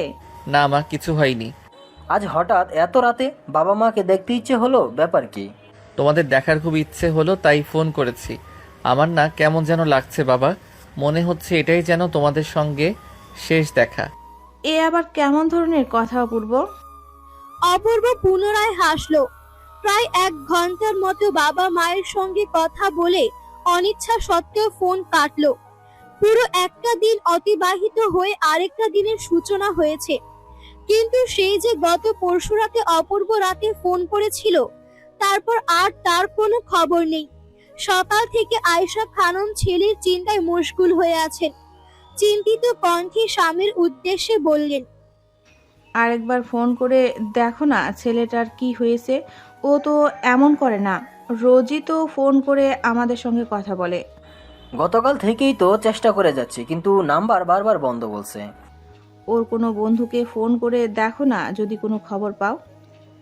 ওর বন্ধুদের নাম্বার আমার কাছে আছে নাকি? ওইসব ভার্সিটিতে তো যখন তখন পরীক্ষা কিংবা প্রেজেন্টেশন শুরু হয়ে যায়, হয়তো তাই নিয়ে ব্যস্ত আছে। আমরা বরং আজ রাতটা অপেক্ষা করি, দেখবে ছেলে আমাদের ঠিক সময় খোঁজ খবর নেবে। স্ত্রীকে কোনো মতে বুঝিয়ে বাড়ির বাইরে চলে গেলেন দাউদ ইসলাম। কোনো বুঝি আয়েশা খানমের মাথা থেকে চিন্তা দূর করতে পারেনি। যতই হোক, মা তো, সন্তানের কিছু হলেই তাদের মনটাই আগে কু ডেকে ওঠে। দাউদ ইসলাম নিজেও ছেলের চিন্তা থেকে বের হতে পারছেন না। দিন পেরিয়ে সন্ধ্যা হয়ে গেল। মাগরিবের নামাজ পড়ে ড্রয়িং রুমে বসে আছেন দাউদ ইসলাম। ফোনের রিংটং বেজে উঠতে রিসিভ করে কানের কাছে ধরে বললেন, আসসালামু আলাইকুম, কে বলছেন? আমি অপূর্ব বন্ধু রাপি বলছি চাচা। অপূর্ব কোথায় বাবা? গতকাল থেকে ফোন করছি কিন্তু ধরছেই না। এদিকে ওর মা আর আমি তো চিন্তায় শেষ। এই বুড়ো বয়সে এত চিন্তা কি সহ্য হয় বলো? রাব্বি থতমত খেয়ে গেল। গোছালো কথাগুলো অগোছালো হয়ে গেছে মুহূর্তেই। ফোনের অপর প্রান্ত থেকে কোনো সারা শব্দ না পেয়ে দাউদ ইসলাম ফের বললেন, কি হলো বাবা, কথা বলছো না যে? কোথায় অপূর্ব? রাব্বি জোরে একটা নিঃশ্বাস টেনে নিয়ে বলল, চাচা আপনাকে একবার আসতে হবে। কেন বাবা? আমি মেসেজের ঠিকানা পাঠিয়ে দিচ্ছি চাচা, আপনি আপনার কোনো রিলেটিভ বা পরিচিত কাউকে নিয়ে সেই ঠিকানায় আজকের মধ্যে চলে আসুন। এখানে আসলে অপূর্বকে পেয়ে যাবেন। কল কেটে গেল। আয়েশা খানম এতক্ষণ স্বামীর পাশে চুপটি করে বসেছিলেন। মোবাইল কান থেকে সরাতেই প্রশ্ন করলেন, কি বললো অপূর্বর কথায়? ওর ফোনে কি হয়েছে? বললো একবার যেতে হবে ওখানে, তাহলে নাকি অপূর্বর দেখা পাবো। কিছু হয়েছে?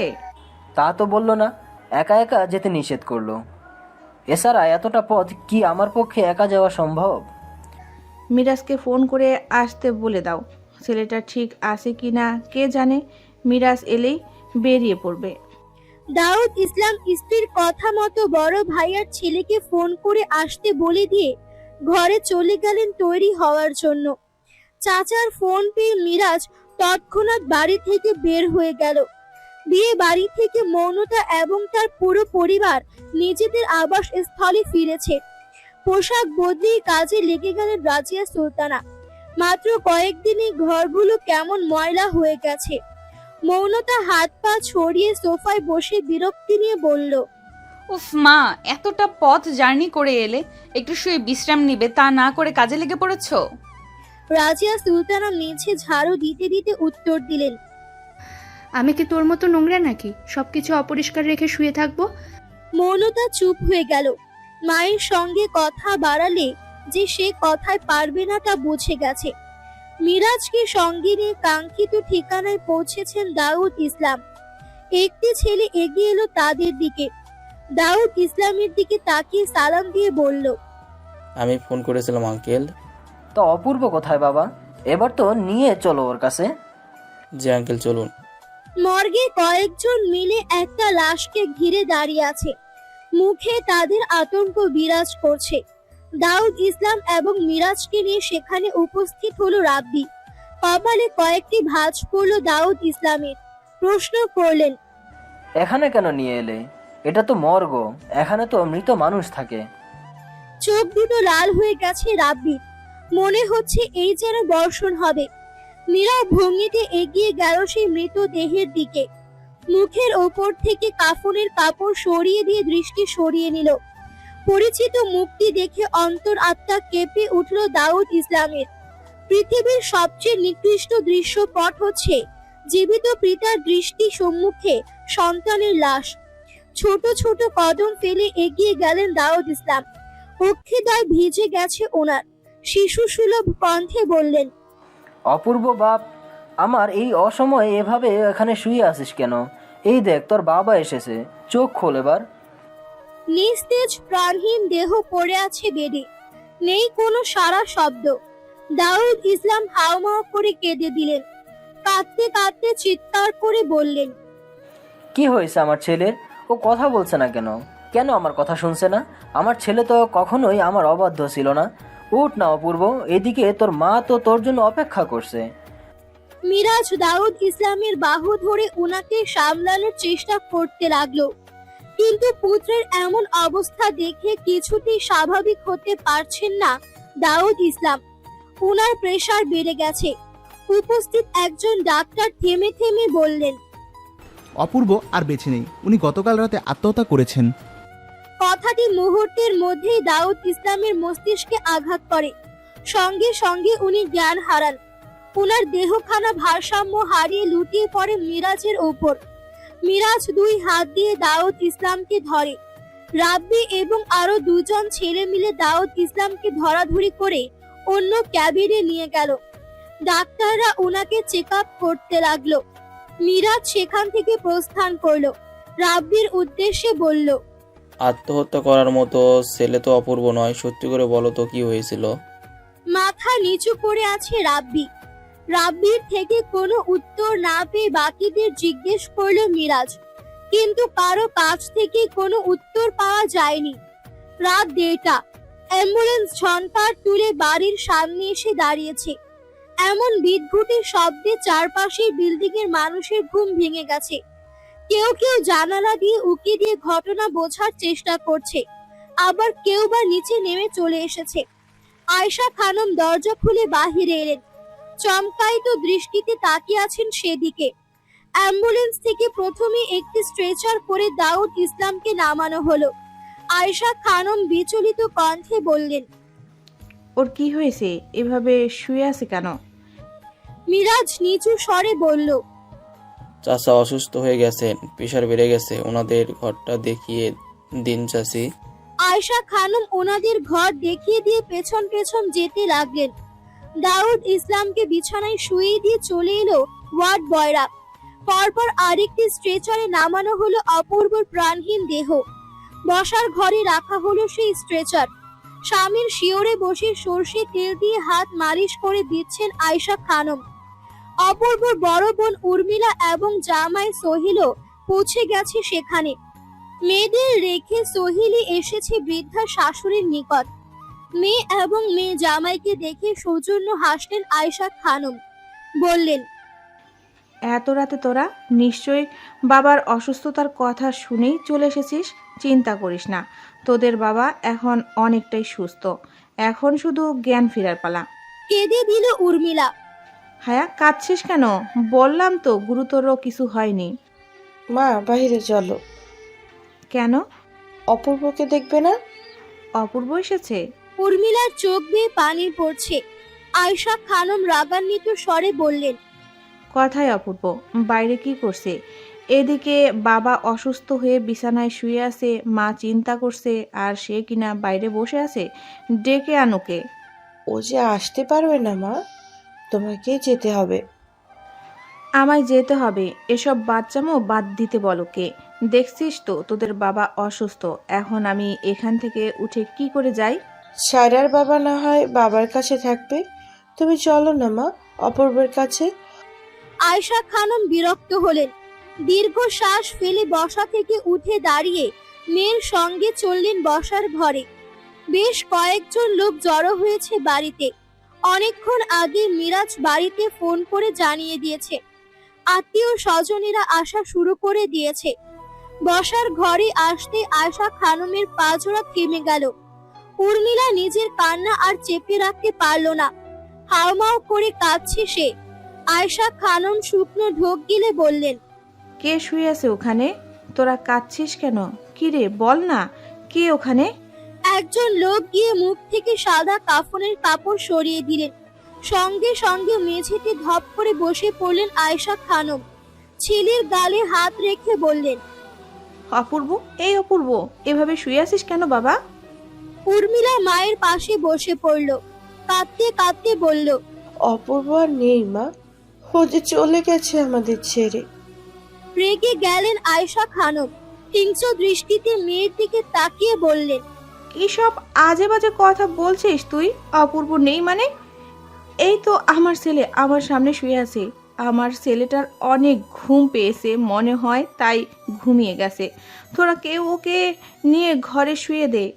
আমার এইটুকু একটা ছেলে, ও মরবে কেন? বুঝেছি, অপূর্ব তোমাদের সবাইকে এসব শিখিয়ে দিয়েছে তাই না? আয়েশা খানমকে সত্যটা বোঝাতে না পেরে সবাই হাল ছেড়ে দিল। আয়েশা খানম অপূর্বের গালে চাপড় মারতে মারতে বললেন, ওঠ না অপূর্ব, আমি রেগে যাচ্ছি কিন্তু। তুই না উঠলে আমি এবার সত্যি সত্যি মারবো। ওই অপূর্ব ওঠ, কেন বুঝতে পারছিস না? তোর মায়ের বয়স হয়েছে, এখন কি ফাজলামি করার বয়স আছে? তারপরেও ছেলের কোনো সারা শব্দ পেলেন না আয়েশা খানম। আচমকা চিৎকার করে কেঁদে উঠলেন তিনি। ছেলের বুকে মাথা রেখে কাঁদতে কাঁদতে বললেন, এ হতে পারে না, আমার ছেলে মরতে পারে না। তোমরা কেউ ওকে বলো না আমার সঙ্গে কথা বলতে। ওকে ছাড়া আমরা বাঁচবো কি করে? ওঠ না বাবা, একবার আমার সঙ্গে কথা বল। মৃত মানুষ কি আর কথা বলতে পারে কখনো? না, পারে না। অপূর্বও পারেনি। মায়ের আদেশ সে পালন করতে পারেনি। চোখ খুলে তাকিয়ে মা বলে ডাকতে। সবাই তাকিয়ে তাকিয়ে দেখে নিচ্ছে সেই নির্মম নিকৃষ্ট ঘটনা, যেখানে মৃত ছেলে লাশের পাশে বসে কাঁদছে একজন অসহায় মা, যে কিনা কয়েক মুহূর্ত আগেও ছেলের সঙ্গে কথা বলার জন্য উতলা হয়ে বসেছিল। কি নির্মম এক ঘটনা, যা কল্পনাও করতে চোখ ভিজে যায়। উপস্থিত সকলের চোখেও ভিজে গেছে। উর্মিলার অবস্থাও নাজেহাল। একমাত্র ভাইয়ের মৃত দেহ দেখে সেও স্থির হতে পারছে না। যে ভাইকে একসময় কোলে পিঠে করে বড় করেছে, খাইয়ে দিয়েছে, যে ভাই আপু আপু ডেকে পেছন পেছন ঘুরেছে, তার লাশও যে চোখ দিয়ে দেখতে হবে তা ভুলেও কখনো ভাবেনি সে। আয়েশা খানমকে কয়েকজন মহিলা মিলে অপূর্বের লাশের ওপর থেকে সরানোর চেষ্টা করতে লাগলেন, কিন্তু আয়েশা খানম শক্ত করে ছেলেকে জড়িয়ে ধরে আছেন। বলছেন, আমি আমার ছেলেকে কোথাও যেতে দেব না, চোখ খুলতেই হবে ওকে। ওর জন্য যে ওর পছন্দের সব খাবার রান্না করেছি আমি, ওকে খেতে হবে সেগুলো। ওঠ না বাবা আমার, আমি নিজের হাতে আজ খাইয়ে দিব তোকে। বাবা মা অপূর্ব ভাইয়াদের বাড়িতে গেছে জানো আপা, সবাই বলছে অপূর্ব ভাই নাকি আকাশের তারা হয়ে গেছে। ঘুমের ঘোরে নির্ঝরের এমন একটি কথা শুনে লাফিয়ে উঠল মৌনতা। সব ঘুম চলে গেল মুহূর্তের মধ্যে। মৌনতা জিজ্ঞেস করলো, কি বললি? আবার বল। অপূর্ব ভাইকে না একটা সাদা কাপড় দিয়ে ঢেকে রাখা হয়েছে, আর অপূর্ব ভাইও চোখ বন্ধ করে শুয়ে আছে, কোনো নড়াচড়া করছে না। সবাই বলছে অপূর্ব ভাই আর নেই আপা। চট করে মেজাজ বিগড়ে গেল মৌনতার। চোখ রাঙিয়ে বলল, এই মাঝরাতে আর দুষ্টুমি খুঁজে পাস না? এসব কি ধরনের কথা নির্ঝর? আমি দুষ্টামি করছি না আপা, তুমি চলো অপূর্ব ভাইয়াদের বাড়িতে, আন্টি অনেক কান্নাকাটি করছে। মস্তিষ্ক যেন ফাঁকা হয়ে গেল মৌনতার। বিছানা ছেড়ে উঠে দাঁড়ালো। ওড়নাটা মাথায় মুড়িয়ে নির্ঝরকে নিয়ে বাড়ি থেকে বের হলো। অপূর্বদের বাড়ির সামনে মানুষজন ভিড় করে রেখেছে। চারিদিকে ফজরের আজানের ধ্বনি। যত সামনে এগোচ্ছে গলা শুকিয়ে যাচ্ছে মৌনতার। মনে হচ্ছে কেউ গলা চেপে ধরে রেখেছে। রাজিয়া সুলতানা বাকিদের সঙ্গে আয়েশা খানমের মাথায় পানি ঢালছেন। ছেলের শোকে বেশ কয়েকবার জ্ঞান হারিয়েছেন তিনি। আগরবাতির গন্ধে চারিদিক মৌমো করছে। সাদা কাফনে মুড়ানো নিষ্প্রাণ দেহ পড়ে আছে বসার ঘরের মেঝেতে। তাকে ঘিরে বসে আছে আত্মীয় স্বজনেরা। মৌনতা সেখানে এসে দাঁড়ালো। শাকিল আহমেদ মেয়েকে দেখে এগিয়ে এলেন, বললেন, তুই এখানে আসতে গেলি কেন? নিশ্চয়ই নির্ঝর তোকে নিয়ে এসেছে, যা বাড়িতে যা। এটা কে বাবা? সত্যি কি অপূর্ব ভাই? গলায় আটকে গেছে বাকি কথা। শাকিল আহমেদ হয়তো কিছু বলতে চাইলেন, তার আগেই মৌনতা হাঁটু মুড়ে বসে পড়ল। মুখের ওপর থেকে কাপড় সরিয়ে চমকে গেল। নিষ্পলক দৃষ্টিতে তাকিয়ে আছে অপূর্বর দিকে। কি সুন্দর দেখতে লাগছে অপূর্বকে। এমন শান্ত ঘুমন্ত অপূর্বকে আগে কখনো দেখেনি মৌনতা। পুরুষ মানুষ ঘুমালে এত সুন্দর লাগে, মৌনতা ভেবে পায় না। বড় বড় কত লেখকদের কত উপন্যাস পড়েছে মৌনতা, কিন্তু এমন কোনো বর্ণনা সে খুঁজে পায়নি। মুহূর্তেই মৌনতার ইচ্ছে জাগলো লেখক হবার। ইচ্ছে হলো একটি উপন্যাস লেখার, যেই উপন্যাসে সে একটি পুরুষকে নিয়ে লিখবে। সেই পুরুষটি হচ্ছে অপূর্ব, যার থেকে চোখ সরাতে ইচ্ছে করছে না মৌনতার। এতক্ষণে অপূর্ব যদি জেগে থাকতো, তাহলে হয়তো এভাবে বেহায়ার মতো তাকে থাকার জন্য কবিতার মাধ্যমে মৌনতাকে অপমানিত করত। শাকিল আহমেদ মেয়ের কাঁধে হাত রেখে বললেন, মৌনতা উঠ এখান থেকে। ধ্যান ভাঙলো মৌনতার। ঘাড় ঘুরিয়ে বাবার দিকে তাকালো, মুচকি হেসে বলল, অপূর্ব ভাই সবার সামনে এভাবে শুয়ে আছে কেন বাবা? অপূর্ব ভাইকে এভাবে অনেক সুন্দর লাগছে। মেয়ের এমন কথায় অজান্তেই চোখ ভিজে উঠল শাকিল আহমেদের। নির্ঝর কান্না জড়িত কণ্ঠে বলল, বলেছিলাম না আপা, অপূর্ব ভাই আর কথা বলতে পারবে না, নড়াচড়া করতে পারবে না, কারণ অপূর্ব ভাই আকাশের তারা হয়ে গেছে। মৌনতা অপূর্বর মুখের দিকে তাকালো, খানিকক্ষণ বসে রইল, মনে মনে বলতে লাগলো, এত সুন্দর একটি ছেলে কি করে মরে যেতে পারে? কি মায়া এসে জমেছে ওনার মুখের মধ্যে। পরক্ষণেই মনকে শক্ত করে মৌনতা বলল, না না, অপূর্ব ভাই মরতে পারে না। আমাদের যে এখনো একসঙ্গে হাতে হাত রেখে অনেকটা পথ চলা বাকি, ভালোবাসা প্রকাশ করা বাকি।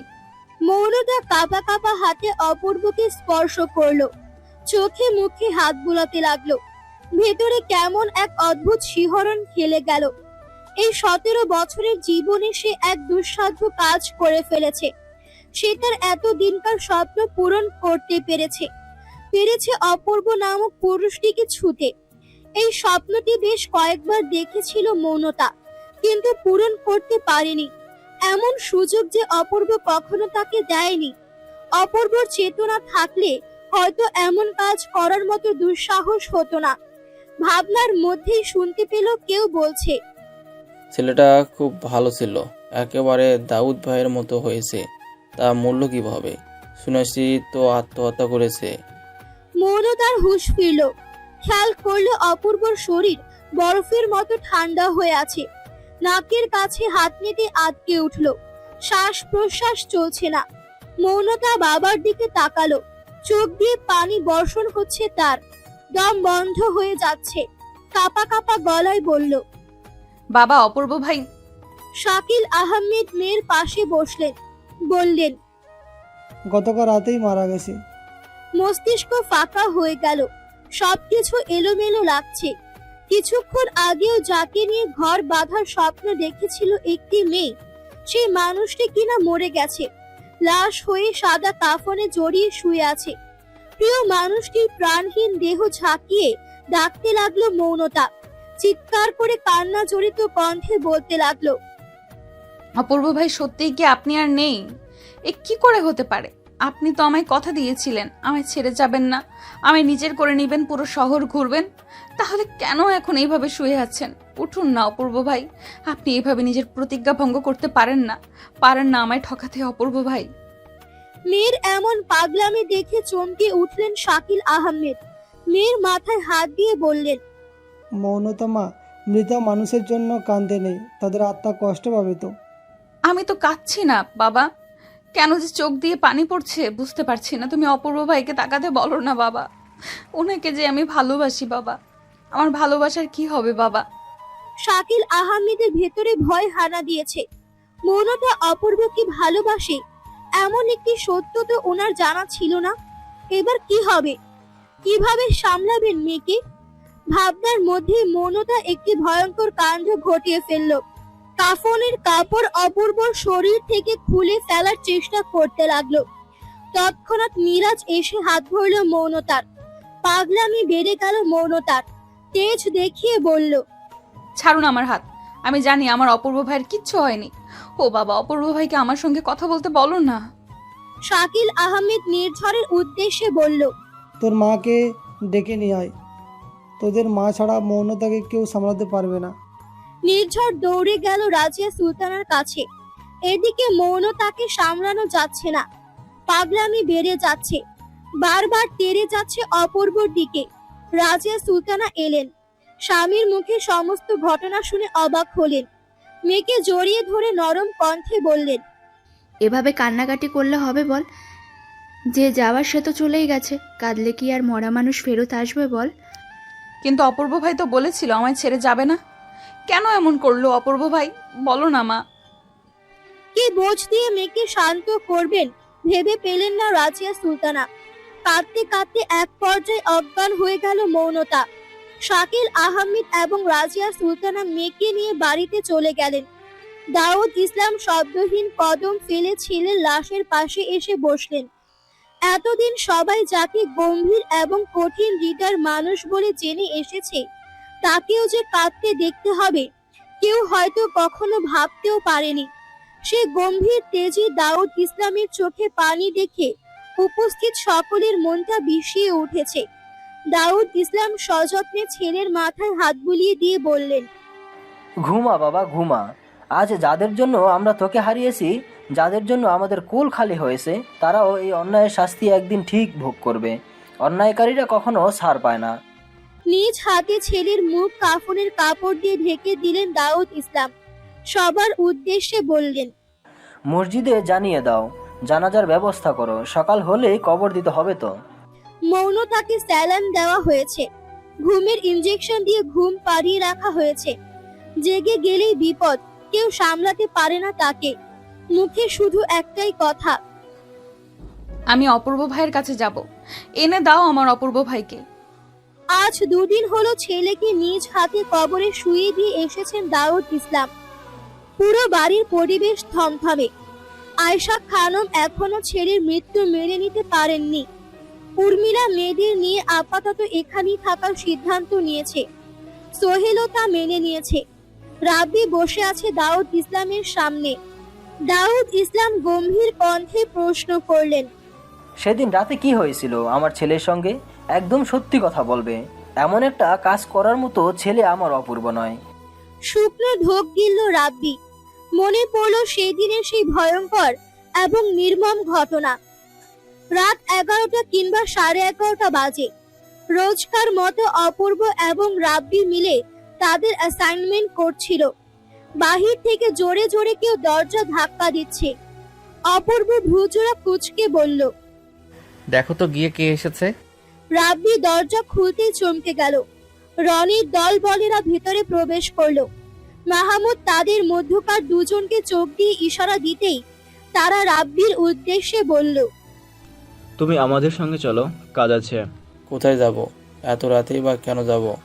রনি রাগান্বিত স্বরে বলল, অপূর্বর সঙ্গে থাকতে থাকতে দেখছি তুইও চরম বেয়াদব হয়ে গেছিস। যা বলছি তাই কর, যা ওদের সঙ্গে। রাব্বি ঘোর প্রতিবাদ করতে চাইল, কিন্তু পারল না। ছেলে দুজন এক প্রকার টেনে হিচড়ে নিয়ে গেল রাব্বিকে। দরজা ভেতর থেকে বন্ধ হয়ে গেল। রাব্বি একবার শুধু পিছনে ফিরে তাকাতে পেরেছিল। তারপর সারা রাত আর ফিরতে পারেনি হলরুমে। ছেলে দুটি বিভিন্ন কারণ দেখিয়ে পুরোটা রাত আটকে রেখেছিল রাব্বিকে। একটা সময় ওখানে ঘুমিয়ে পড়ে রাব্বি। যখন তার ঘুম ভাঙে তখন সকাল 8টা বাজে। রুমের সামনে ছাত্র ছাত্রীদের ভিড়। সিলিং ফ্যানে অপূর্ব ঝুলন্ত লাশ। চারিদিকে সবার ফিসফিসানি। অপূর্ব আত্মহত্যা করেছে। ময়না তদন্তের জন্য পুলিশ লাশ নিয়ে যায়। ডাক্তাররাও এটাই বলে যে অপূর্ব সুসাইড করেছে, কিন্তু রাব্বির তা বিশ্বাস করতে খুব কষ্ট হচ্ছিল। অপূর্ব ছিল খুবই কঠিন ব্যক্তিত্বের অধিকারী একজন পুরুষ, যার ছিল না কোনো ভয় ডর, যে কখনো অন্যায় সহ্য করতে পারত না, রুখে দাঁড়াতো অন্যায়ের বিরুদ্ধে। রাব্বি লেগে পড়ল আসল সত্যটা বের করার জন্য, কিন্তু সে ব্যর্থ হলো। খুঁজে পেল না আসল সত্যটা। দাউদ ইসলামকে সমস্ত ঘটনা খুলে বলতেই দাউদ ইসলাম উঠে দাঁড়ালেন। মিরাজের উদ্দেশ্যে বললেন, থানায় যাব আমি, যত দূর পর্যন্ত যেতে হয় আমি যাব, কিন্তু আমার ছেলের হত্যাকারীদের আমি ছাড়ব না। রাব্বি নিজেও দাঁড়ালো, বলল, যতটা সাহায্য করার আমি আপনাকে করব আঙ্কেল, আমিও চাই ওরা শাস্তি পাক। সেদিনই দাউদ ইসলাম ভাইয়ের ছেলে এবং রাব্বিকে নিয়ে থানায় গিয়ে মামলা করে এলেন। অনেক দিন বাদে ছাদে এসে দাঁড়িয়েছে মৌনতা। শেষ যেদিন সে ছাদে এসেছিল সেদিন তার পাশে ছিল অপূর্ব নামক এক সুদর্শন পুরুষ। আর আজ সে একা। পুরনো কথা মনে পড়ে গেল। অপূর্ব প্রায় বলতো, বলো তো মৌনতা, পৃথিবীর সবচেয়ে শক্তিশালী অস্ত্র কোনটি? পারমাণবিক বোমা। অপূর্ব দ্বিমত পোষণ করে বলেছিল, ভুল বললে। পৃথিবীর সবচেয়ে শক্তিশালী অস্ত্র হচ্ছে কলমের কালি। পৃথিবীর যে কোনো প্রান্তে তুমি শুধুমাত্র একটি কলমের কালি খরচ করেই যে কোনো অন্যায়ের প্রতিবাদ করতে পারবে। ঠিক এখানে দাঁড়িয়েই একদিন অপূর্বকে প্রশ্ন করেছিল মৌনতা, আচ্ছা অপূর্ব ভাই, পুনর্জন্ম বলতে কি কিছু আছে? মুসলিমদের একবারই জন্ম হয় এবং একবারই মৃত্যু হয়, তবে পরকালে তাদেরকে আবারও জীবিত করে সবকিছুর হিসাব নেওয়া হবে, আর তারপর তারা নিজ নিজ কর্মফল অনুযায়ী নির্দিষ্ট স্থান, অর্থাৎ কেউ জান্নাতে যাবে আবার কেউ বা জাহান্নামে। এটা তো আমি জানি অপূর্ব ভাই। তাহলে প্রশ্ন করলে কেন? ওখানে কি আমি আপনাকে পাবো অপূর্ব ভাই? প্রতিটি মানুষই তার ভালোবাসার মানুষটিকে পাবে, কিন্তু তার জন্য তো দুনিয়াতে সঠিক পথে চলতে হবে, সঠিক কর্ম করতে হবে, ইবাদত করতে হবে। আমি যদি তোমার ভালোবাসার মানুষ হই তাহলে হয়তো আমায় পেতেও পারো। মৌনতা লজ্জায় মাথা নিচু করে নিয়েছিল সেদিন। অপূর্বর মৃত্যুর আজ 1 বছর পূর্ণ হয়েছে।